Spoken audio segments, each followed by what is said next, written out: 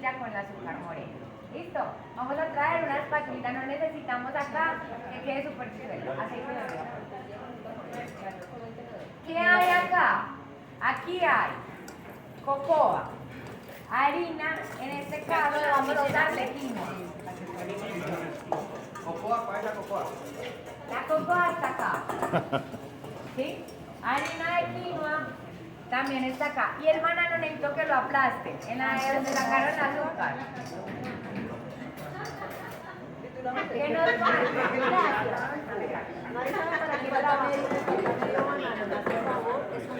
¿Qué revolvemos con este? Solo venía así. La mantequilla quedó debajo. ¿Sí se da cuenta? ¿Sí se da cuenta? Profe, póngale 0, 1. Y le dije, espérese. Para los ingenieros voy a pesar, para que no se me estrese. Y vamos a poner acá miserable nota para ¿Sí eso. se da cuenta?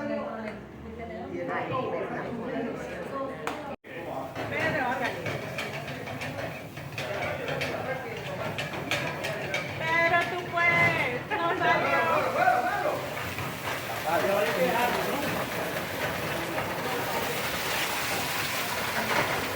Se le pone aceite, pero no se acuerde. No, no. Espere que ya va a coger.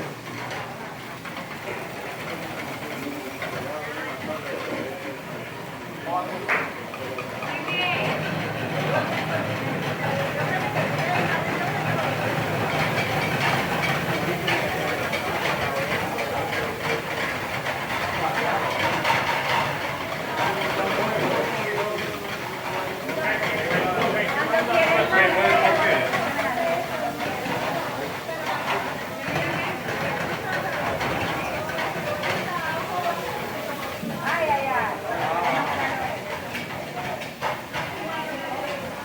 Ya se caliente acá.